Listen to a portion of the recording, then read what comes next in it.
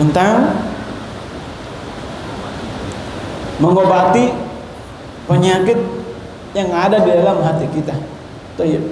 Bismillahirrahmanirrahim. Alhamdulillah rabbil alamin. Wassalatu wassalamu ala nabiyina ba'da wa ala alihi washabihi wa ba'd. Jemaah sekalian, sejenak kita muhasabah diri kita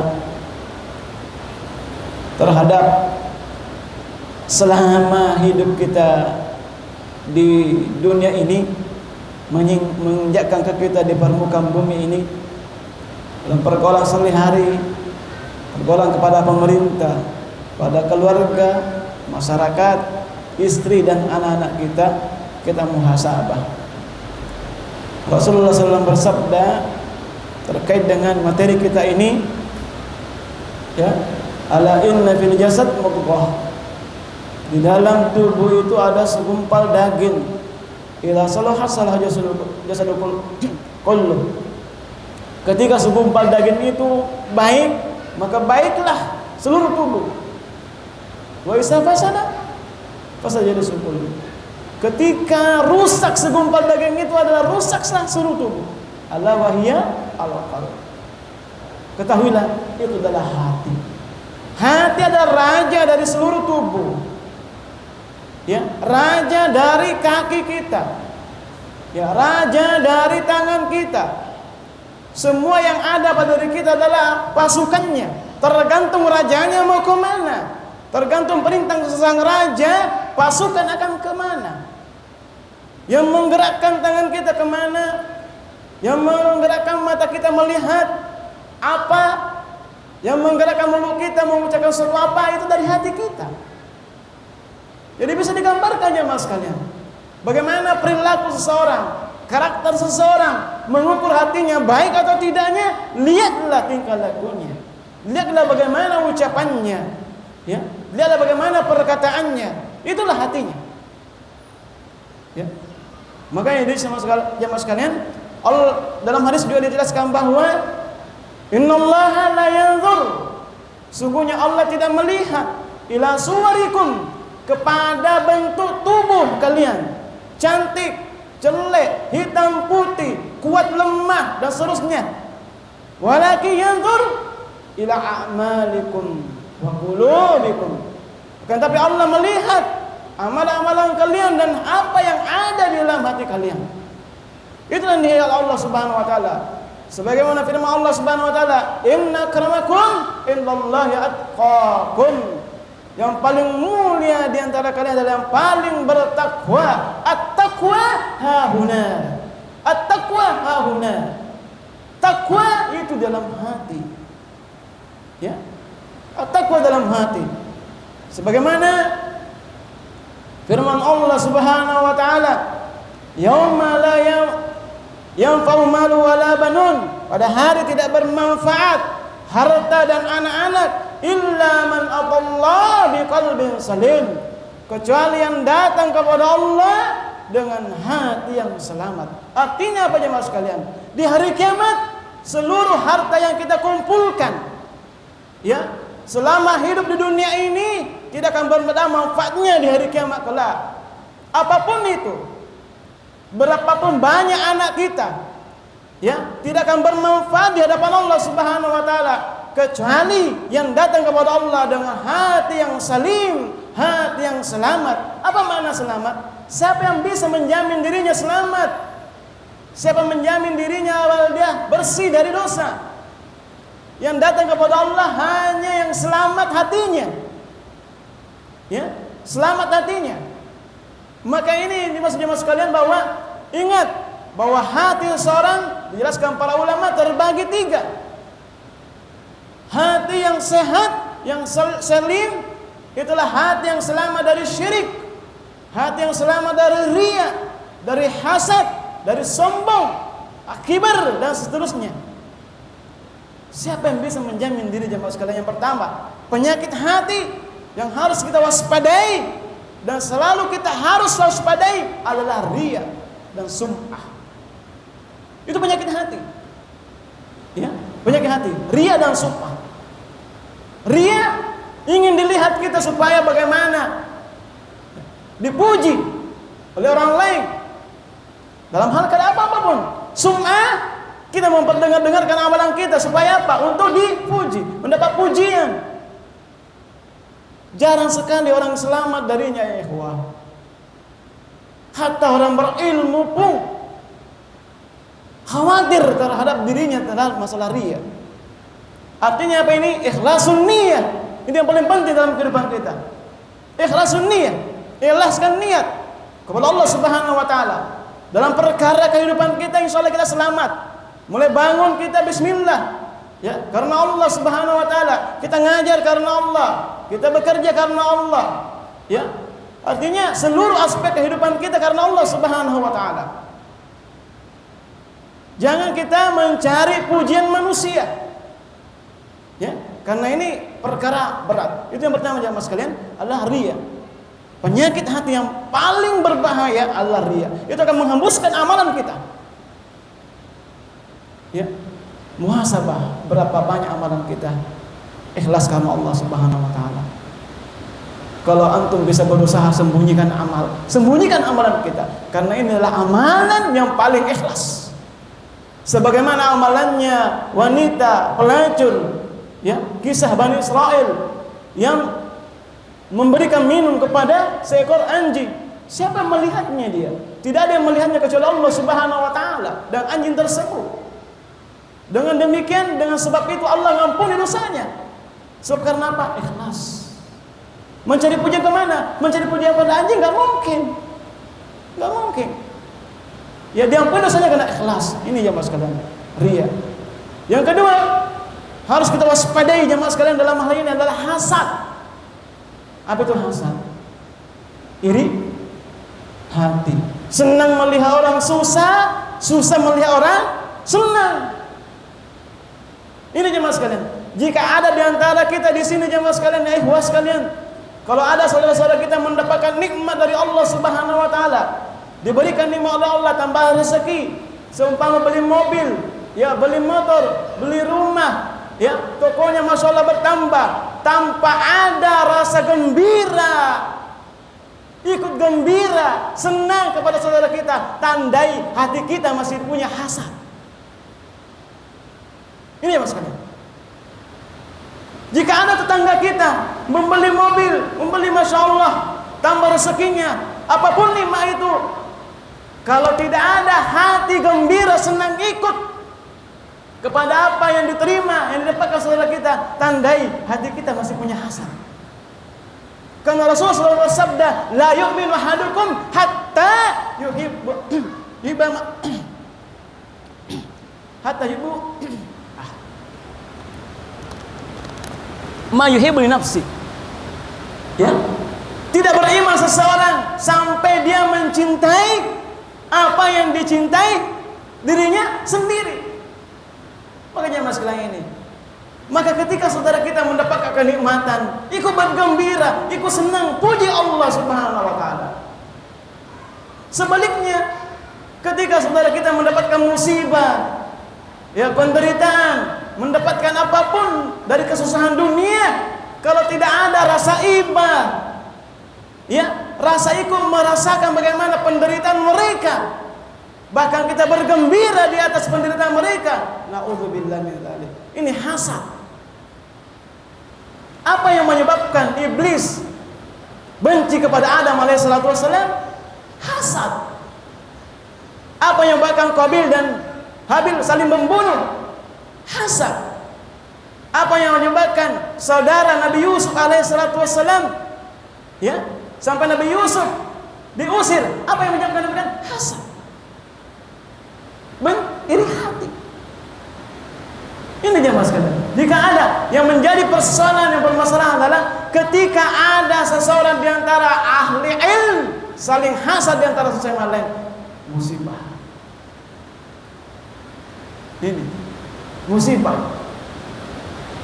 Ini yang pertama jemaah. Yang kedua jemaah sekalian adalah hasad. Berusaha hindari. Al hasadu ya'kulu. Ya. Hasad itu akan memakan kebaikan sebagaimana api membakar, ya, kayu bakar. habis kalau punya hasad. Maka berhati-hatilah, karena hasad itu sungguh berat. Artinya apa? Kuncinya susah melihat orang senang. Orang senang artinya menderita. Tidak ada perasaan senang. Harusnya seorang beriman ketika orang punya nikmat ikut gembira. Subhanallah, selamat. Barakallah fik. Barakallah fi amalik, fi malik, fi sayyarah. Ya. Ini jamaah sekalian ya. Ini ada beberapa faedah saya sampaikan. Ketika orang mendapatkan nikmat, nikmat itu ada pada orang lain, maka ucapkanlah berkah untukmu. Tapi ketika nikmat itu ada pada diri kita, apa yang diucapkan sebagai sunnah Rasulullah SAW? Masya Allah, bukan barakallahu fik. Gimana? Sebagaimana hadis Rasulullah jelaskan bahwa ketika melihat kebunnya yang begitu luas, yang begitu banyak masalah, ya banyak buahnya, apa yang diucapkan? Masya Allah, la quwwata illa billah. Insya Allah tidak akan ada bisa mengganggunya. Ini satu faedah dari kita, bahwa dari para ulama kita, ketika ada nikmat daripada kita, entah dari anak kita, ya keluarga kita, itu kan bagian dari kita, mobil kita, ya ucapkanlah Masya Allah, la quwwata illa billah. Ketika anak antum, ketika dia bisa, anak-anak antum kau melihatnya dengan sesuatu, ucapkanlah Masya Allah, la quwwata illa billah. Kendaraan antum, Masya Allah, la quwwata illa billah. Artinya apa? Nikmat terkait diri kita, ucapkanlah Masya Allah, la quwwata illa billah. Ketika nikmat tersebut terkait dengan orang lain, tabarakallah, barakallah fi malik, fi usratik, dan seterusnya. Ini faedah dari ulama kita. Ya, ini faedah. Kadang-kadang ini sunnah yang ditinggalkan. Ya, nikmat tersebut terkait diri kita, ucapkanlah Masya Allah. Ya, dan juga jemaah sekalian, tentunya saya ingat ketika ada sahabat Rasulullah SAW, untanya jatuh. Apa dia katakan? Celaka setan. Celaka setan. Apa kata Rasulullah SAW? Jangan ucapkan demikian. Karena ketika ucapkan demikian, berarti setan semakin besar, semakin sombong, semakin besar. Ucapkanlah Bismillah. Ini faedah. Ucapkanlah Bismillah. Ya, ucapkanlah Bismillah. Jadi apapun jemaah sekalian, ya sesuatu yang diucapkan Bismillah, setan kan tidak akan pernah mengganggunya. Ya Allah, alam besar. Ini jemaah sekalian, bahwa penyakit-penyakit hati ini hendaknya kita perhatikan, muhasabah pada diri kita. Jangan sampai masih ada yang menggerogoti hati kita tanpa kita sadari. Ya, ingat jemaah sekalian, hasad itu terkait dengan dunia. Terkait dengan dunia, materi, harta. Kuncinya jemaah sekalian, untuk supaya kita hilang hasad dari kita.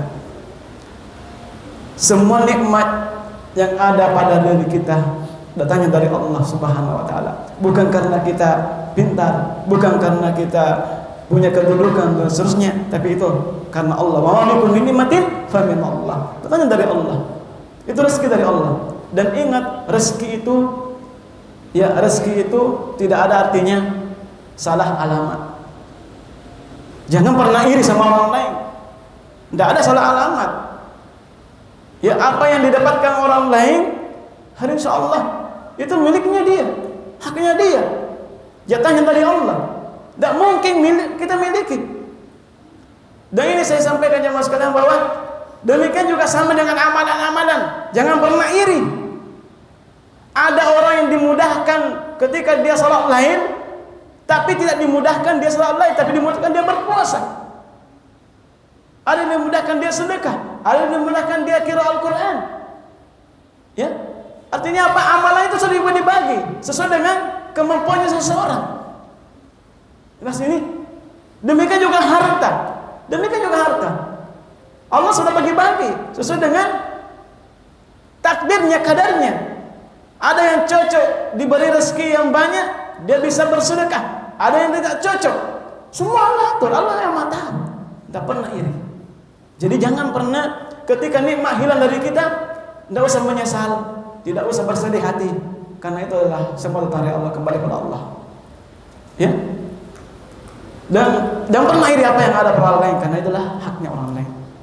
Ya, makanya di jemaah sekalian, sebagai kesimpulan jemaah sekalian pada saat ini, kadang-kadang kita kalau kena penyakit jasmani luar biasa, apa? Masih lemih, dah. Mau bagaimana cepat bisa diobati sampai mengeluarkan ya, uang, harta dan seterusnya. Tapi pernahkah kita merasa ketika hati kita sakit? Hah?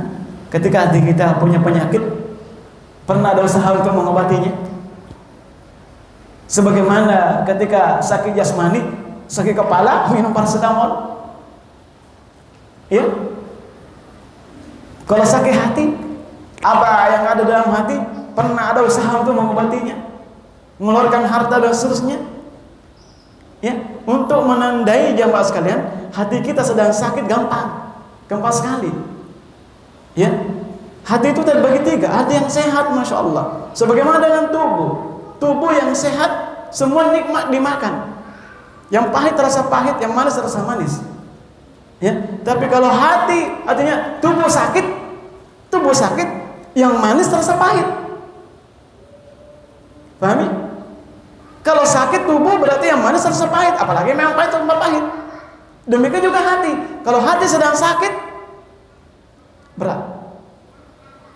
Salat adalah apa? Qurratu a'yun, penyejuk hati.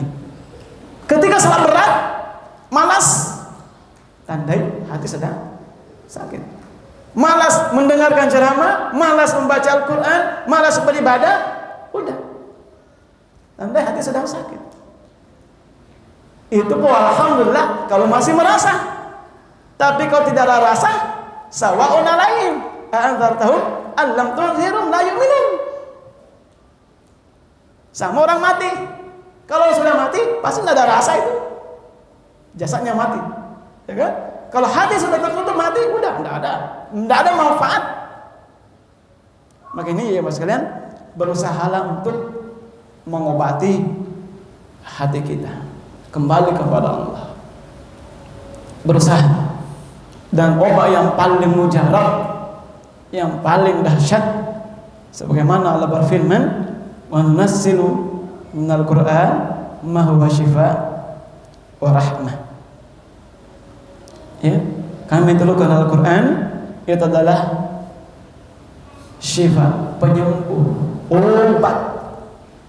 Ini jemaah sekalian, jelaskan para ulama bahwa Al-Quran adalah merupakan obat dari segala penyakit jasmani dan rohani. Kalau ada orang yang sakit kepala, silakan ru'ya pakai baca Al-Fatihah, sebagaimana para sahabat mengamalkannya. Kalau tidak sembuh, berarti jangan salahkan Al-Quran. Amin. Jangan salahkan Al-Quran. Tapi bagaimana seseorang pintar memegang senjata? Ya, kalau dia punya senjata, pintar memegang senjatanya. Artinya apa? Tergantung keyakinan dan keimanan seseorang menggunakan Al-Quran sebagai syifa. Jadi mas kalian, Al-Quran adalah penyembuh dari segala macam penyakit rohani maupun jasmani. Bisa untuk amalkan. Tapi ingat, tergantung tingkat keimanan dan ketakwaan dan keyakinan seseorang. Ya, jadi mas kalian bahwa ya ayuhan nas qad ja'akum mau'izatun min rabbikum. Wahai manusia, telah datang kepada kalian nasihat, ya, dari Rabb kalian, wa syifa lima fis sudur, dan obat dari penyakit apa yang ada dalam hati. Maka jemaah sekalian bahwa obati hati kita dengan Al-Quran. Coba antum baca Al-Quran, insya Allah hadirkan hati. Ya, semua ini bisa membuat kita sembuh dari segala macam penyakit. Karena waktu kita dibatasi, ini jemaah sekalian, bahwa berusahalah untuk mengobati penyakit yang ada pada hati kita, sebagaimana kita juga berusaha mengobati penyakit yang ada pada jasmani kita. Sebanding lurus. Kita tidak mau sakit. Kalau sakit berusaha berobat, ya. Demikian juga penyakit yang ada dalam hati kita berusaha untuk obati. Kembali kepada Allah. Ya, kembali kepada Allah. Dan obatnya adalah Al-Qur'an. Semua yang ada, ya, obatnya ada pada Al-Quran. Wallahu a'lam bishawab. Jadi jemaah sekalian, ini yang sempat kami sampaikan pada kesempatan ini. Waktu kita terbatas, semoga Allah Subhanahu wa taala memberikan hidayah, kita petunjuk, berada di atasnya. Dan sebagai kesimpulan, bahwa penyakit hati lebih berhak untuk kita perhatikan daripada penyakit badan. Ya, karena ini amat berbahaya bagi kehidupan dan dunia dan akhirat kita. Allah a'lam bishawab. Yang benar datangnya dari Allah dan Rasulnya, yang salah dari saya sendiri dan syaitan. Allah dan Rasul berpas diri. Subhanakallahumma wa bihamdika asyhadu an la ilaha illa anta astaghfiruka wa atubu ilaik. Wassalamualaikum warahmatullahi wabarakatuh.